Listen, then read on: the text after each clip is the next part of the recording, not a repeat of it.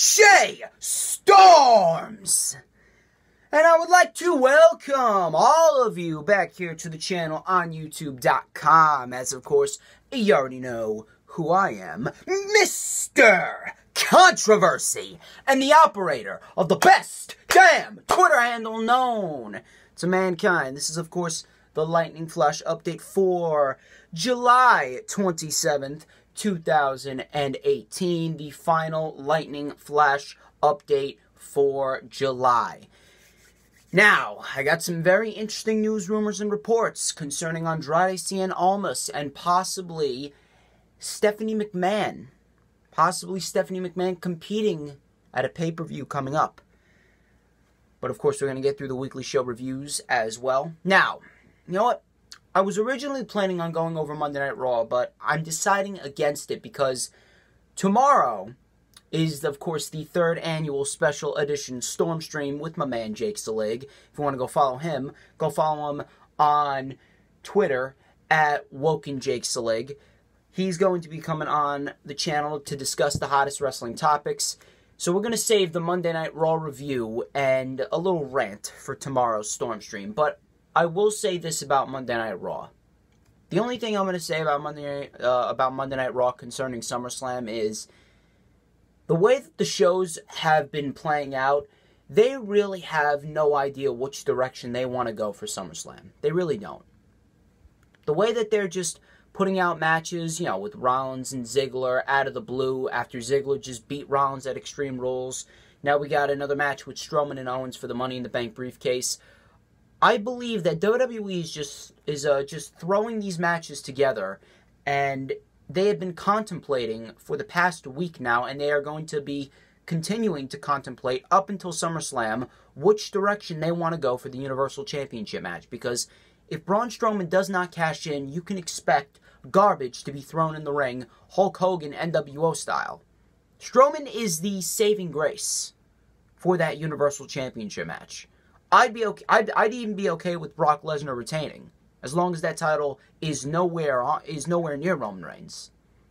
But Braun Strowman is the real saving grace. And I think they're going to continue contemplating which route they want to go, whether it be Strowman cashing in or just giving the title to Roman and that being it. Which I don't think is the right decision at all, because Roman hasn't done anything to earn it, nor has he proven he's worthy of carrying that title over his shoulder.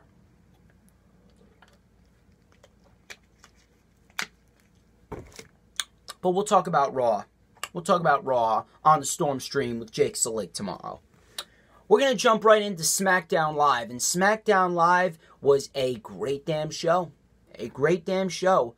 And it really washed the taste out of our mouths, which was Monday Night Raw. Miz and Maurice arrived with their kid, or what looked to be their kid. Later we found out in the night that it wasn't, and I'm going to talk about that in a minute. Randy Orton kicked off the show, and Randy Orton basically explained how he attacked Jeff Hardy because of all of the people. He basically stated how he felt disrespected and how he promises to end Hardy's career. He promises to make Jeff Hardy's life a living hell, and he says he's going to destroy each and every single one of your idols. Heel Randy Orton, take my money, man. I cannot wait to see how this plays out going into SummerSlam. Then we had a match between Andrade Cien Almas and Rusev. This was a good damn match. Good damn match to get the action started on SmackDown Live. They went back and forth. We had Almas doing his patented inverted tornado DDT. Rusev with the Machka kick. Now, in the end, Zelina Vega and Lana got into a brawl. And Aiden English came out to try and separate them. And Zelina Vega kind of pushed Aiden English into Lana. Rusev caught sight of this and Almas capitalized with the Hammerlock DDT and Almas with another big win. They did a good job at rebounding Almas from the loss against Styles. And again, I don't really think that hurt Almas as much as you think. If this is the case for Almas, that he's going to be continuing to rank up wins, I have no problem with it. One loss to AJ Styles is not going to hurt anyone. I can definitely see Almas in the United States title picture after SummerSlam. I think he's definitely due for a championship, and I do have some news on Andrade Cien Almas when we get to the news, rumors, and reports section. We had Samoa Joe versus R-Truth. R-Truth, man, it's always good to see R-Truth. It's always good to see R-Truth.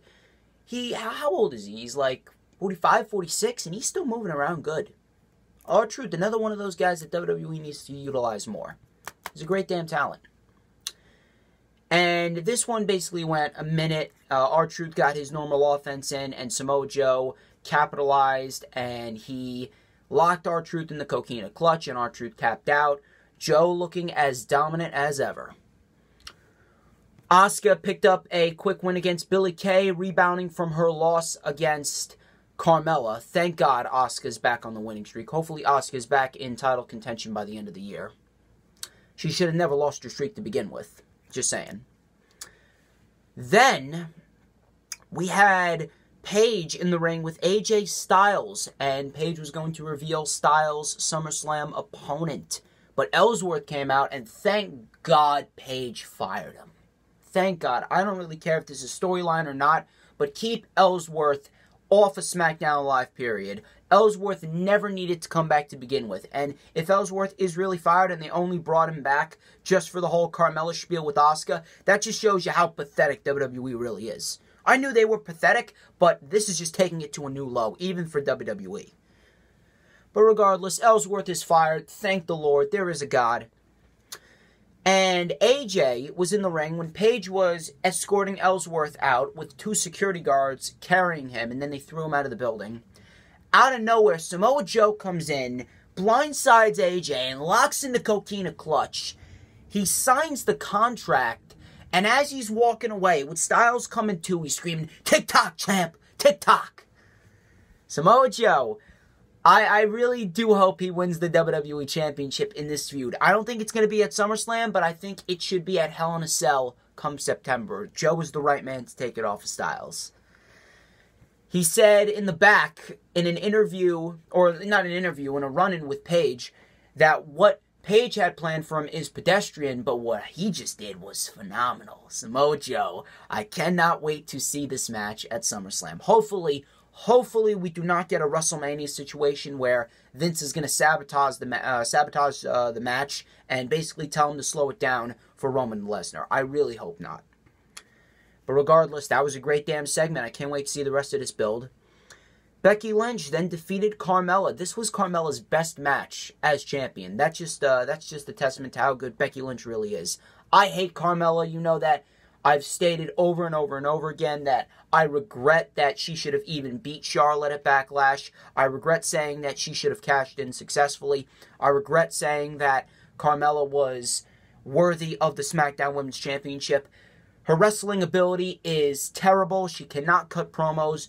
She gets go-away heat. She needs to go. And hopefully at SummerSlam, Becky Lynch is the woman to take that title off of Carmella. Becky Lynch is getting a SmackDown Women's title match at SummerSlam. New Day defeated Sanity. Listen, this was a decent match as well. There was a lot of good wrestling on the show. But why are you going to have the New Day go over Sanity? Sanity only has 2 wins since they got up to SmackDown Live. I do not agree with this whatsoever. This was a bad idea.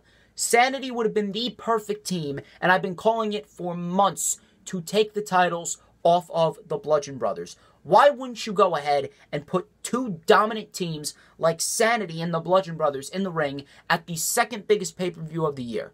Another match that they screwed up for SummerSlam. That's all I got to say about that. Hopefully we get the Bar versus the Bludgeon Brothers. I wouldn't mind seeing the Bar take the titles off the Bludgeon Brothers. I think the Bar is the next best option besides Sanity.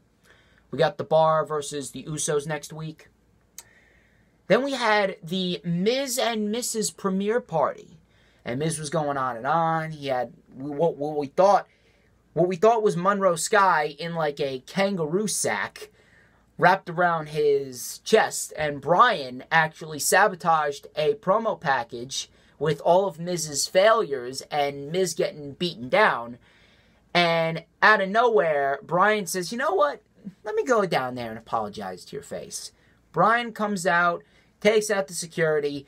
Miz throws a baby doll at Daniel Bryan and boots Daniel Bryan in the face, hits the skull-crushing finale. So this feud is being treated like a big program. And if they do this right, here's what they should do.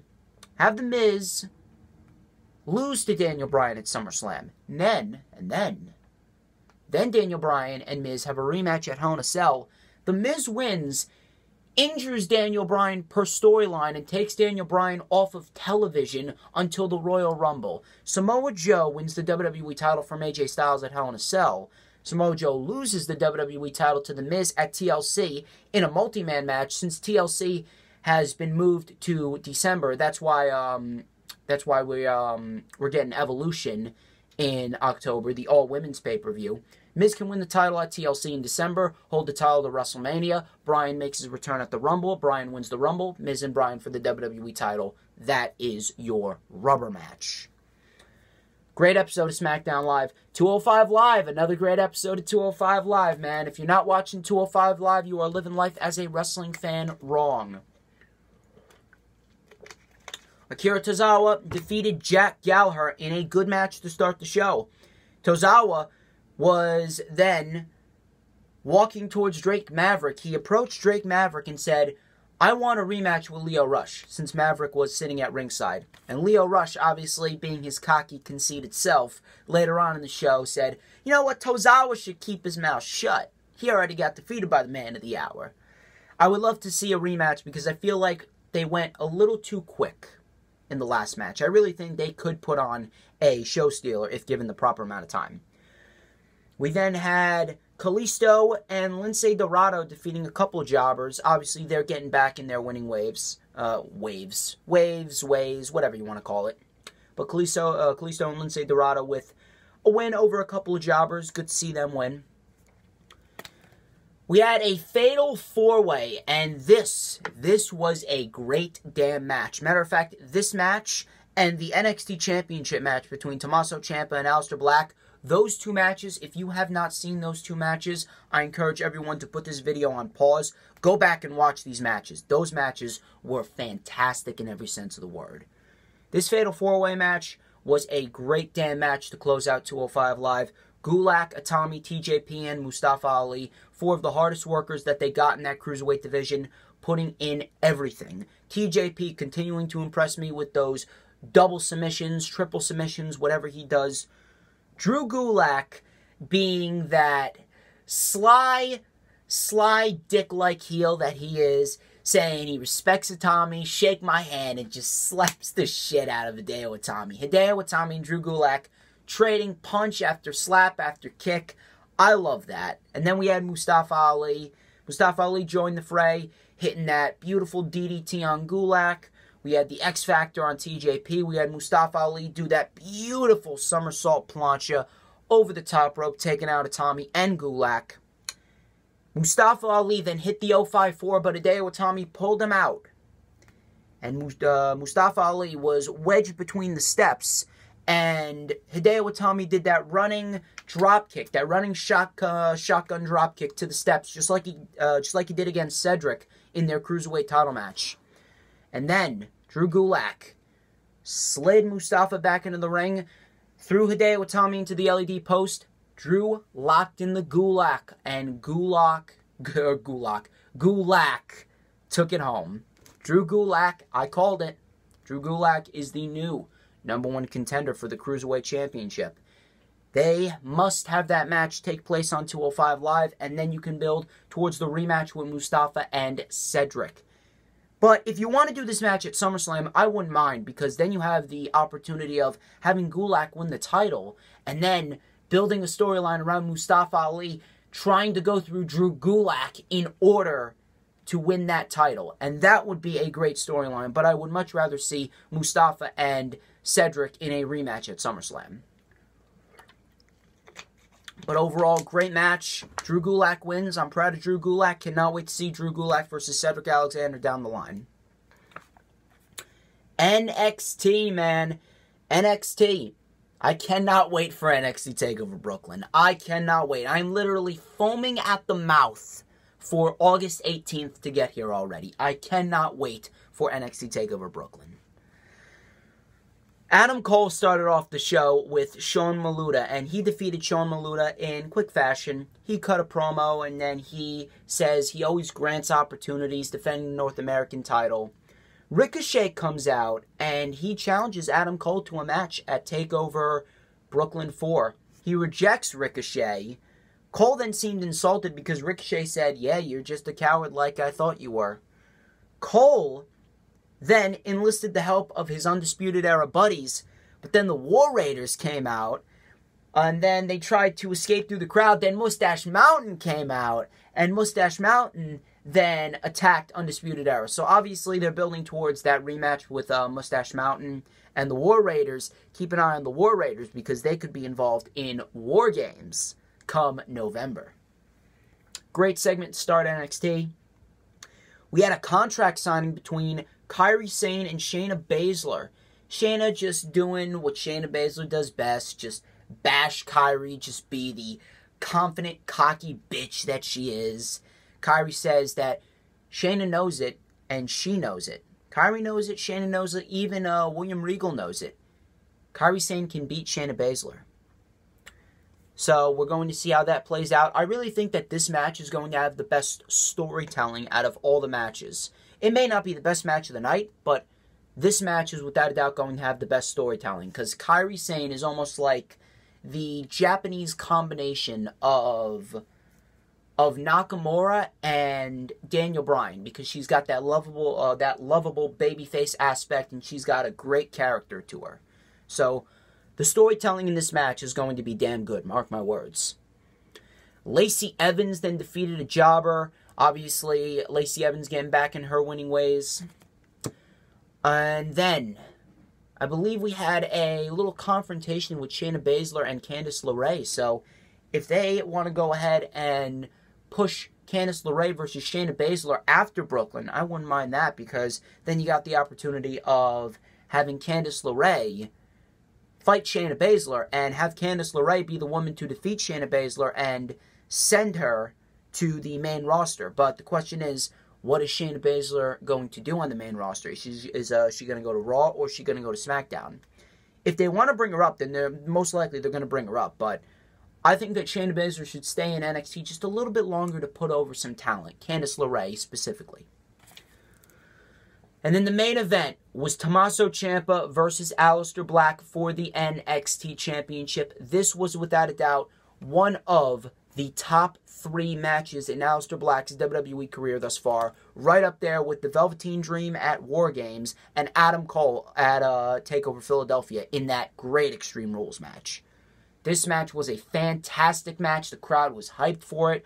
We had every single spot imaginable. Tommaso Ciampa dropping Aleister Black back first on the apron. Tommaso Ciampa doing the draping DDT. Tommaso Ciampa trying for the Project Ciampa. Aleister Black with that bicycle knee strike. The springboard moonsault.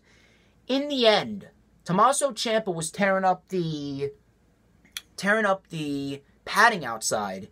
And Black invertedly bumped the ref. Or bumped Ciampa into the ref. He pushed Ciampa into the ref. The ref hit the concrete floor. Black mass. Ciampa is out for the count. He's out for an 11 count. And there's no ref. Aleister Black trying to gain some order. But Tommaso Ciampa rakes him in the eyes. And then grabs the NXT title. Johnny Gargano out of nowhere from the crowd comes out. Super kicks Ciampa. Tries to take the title from him. And when he ripped the title from Ciampa's hands, he accidentally swung around and hit Aleister Black with the title. Ciampa then threw Gargano out of the ring, and then Ciampa hooked the arms and hit that big-time sit-out butterfly facebuster and got the 1, 2, 3. Tommaso Ciampa is the NXT champion. I did not think that they were going to do it on a random episode of NXT. I thought that they were going to do it at Brooklyn. But now, getting what we're getting at Brooklyn with a triple threat match with Gargano, Black, and Ciampa, I'm not really complaining too much. This was a fantastic match, and Tommaso Ciampa, the best heel in the business, has got the NXT Championship. Johnny Gargano cost Aleister Black the one thing that he said Tommaso Ciampa could never have. How great is this storyline? At this rate, I don't even care. I really don't even care. You know, let me tell you something. If Monday Night Raw and SmackDown Live and 205 Live did not have great talent like they have in Alexander or Bryan or Rollins or Strowman or whoever, I would only be watching NXT for this specific storyline. This is the only storyline in WWE that you need to watch. Gargano and Ciampa. Now you're adding Black and the NXT title into the mix. This match at Brooklyn is going to be a show stealer, and this match in Brooklyn could very well be another 5-star classic, and it could be Johnny Gargano's crowning achievement. We're going to have to wait and see. Great episode of NXT. Moving on to the news, rumors, and reports. The second half of the Lightning Flash update this week. My first report comes from PW Insider. PW Insider reports that officials were impressed with Andrade Cien Almas' performance against AJ Styles, so much so that he's in line for a big push. And you know something? I really think that big push is going to come in the form of the United States Championship. Is it time? Not yet. Wait. Wait for Nakamura to have a good 3 months with that title. Wait for Nakamura to lose that title in October, I would say. October is the proper time for Almas to win the title. And if you want to do it, it doesn't even matter if it's heel versus heel. If you want to do it, have Almas versus Nakamura for the United States title on SmackDown Live in October. You know, heel versus heel matches, they may not have a fun dynamic, but when you got two guys like Nakamura and Almas, you have a show stealer right there. So, very interested to see where Almas lands in this big push area. Because, you know, if you're impressed by, if you are impressive enough to impress the officials with a match with Styles, especially since Vince McMahon, he is high on AJ Styles. Because he's been hooked on AJ Styles for a while now. So if you can impress in a match against AJ Styles, you should be damn proud of yourself. And the WWE officials, they're going to be doing right for Almas if they give him a big push sooner rather than later. My second report comes from, of course, Mr. Slice Wrestling. Shout out to Slice Wrestling. Follow him at Slice Wrestling. This is a tweet, and I quote, "Report.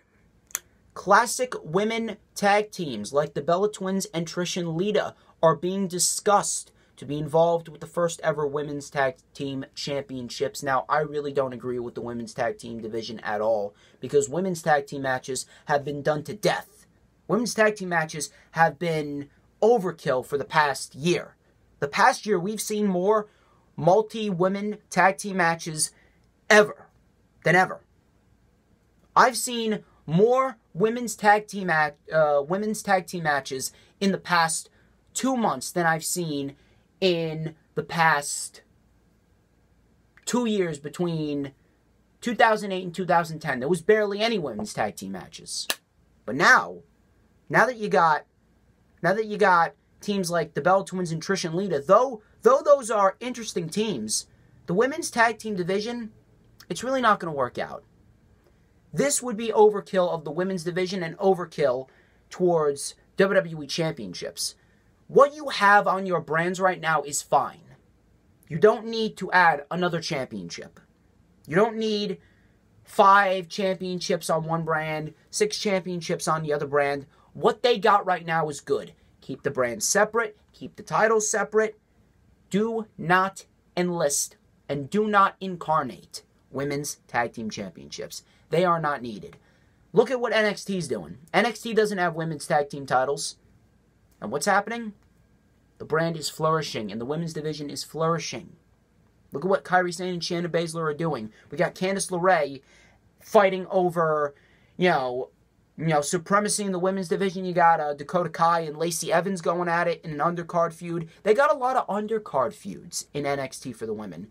Remember on SmackDown Live, at the Elimination Chamber, they had 3 women's matches. 3 women's matches in one night with Becky and Mickie James. Then we had Natalya and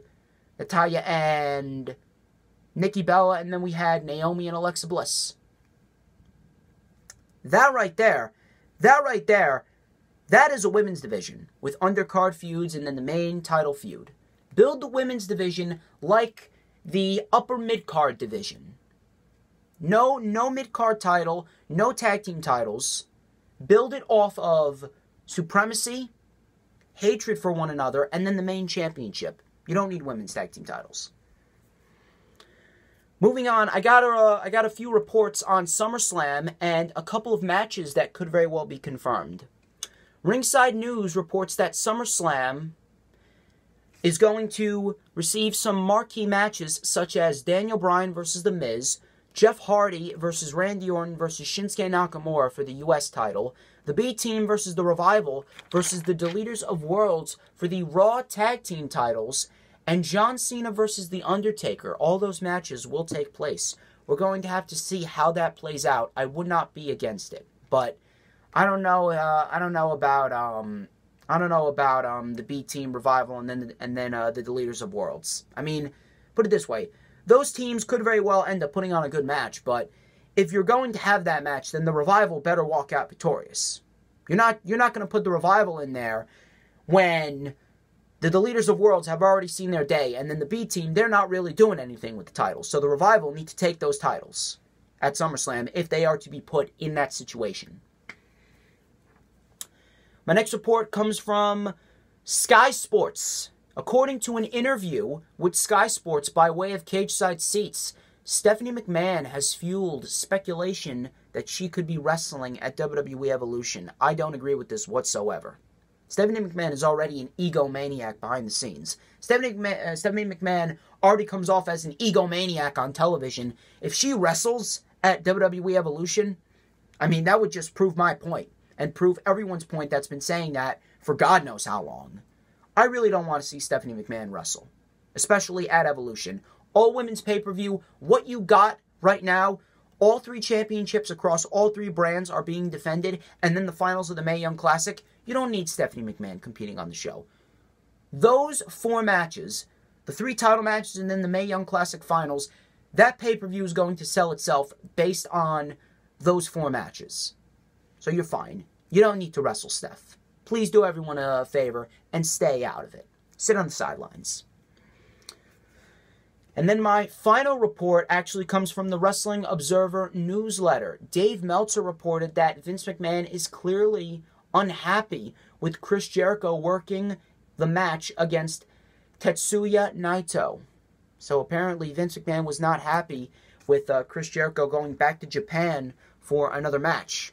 Obviously, Vince McMahon, I'm guessing some WWE officials want Kenny Omega and the Young Bucks, but I don't think Vince McMahon is interested in Naito whatsoever. So I don't think Vince McMahon is going to be a fan of Chris Jericho going back to Japan every once in a while to compete for a championship, especially since Chris Jericho won the IWGP Intercontinental Championship. So obviously, when you win a title outside of WWE, when you once had a contract with WWE, I think Chris Jericho's still under contract. I think he has a Legends contract, if I'm not mistaken. I'm going to need to do a little more research on that, but right now, Vince McMahon's not happy. But to be quite honest with you, I would be happy if I was Vince McMahon, because that way you can get some of the best talent in the world from New Japan over to WWE. Ladies and gentlemen, that wraps up this edition of the Lightning Flash Update. I would like to thank each and every single one of you who tuned into this video. Do not forget to like, comment, and subscribe. Follow me on Instagram and Twitter at TheDJStorms. Do not forget to check out the Lightning Flash Update last week if you missed it. Do not forget to follow Wrestling Express on Twitter at WExpressNation. I will put the link in the description. Do not forget to follow and join the group, and like Wrestling Express on Facebook group, not the fan page. Shout out to Tommy McGrogan and all of the officials and adsmen at Wrestling Express. And ladies and gentlemen, I'm DJ Storms. This has been the Lightning Flash Update. I will see you tomorrow afternoon for the 3rd annual special edition Storm Stream with Jake Salig. Keep it real.